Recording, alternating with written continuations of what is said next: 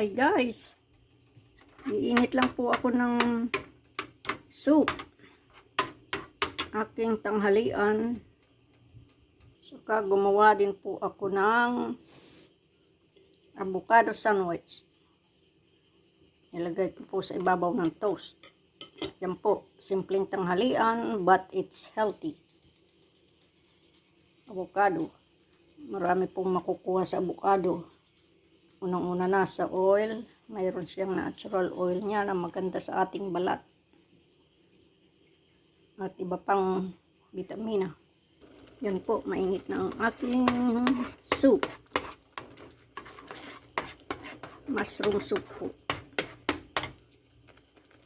Po sa fresh mushroom, blended, saka nilagyan ng milk at saka cornstarch. Bon appetit.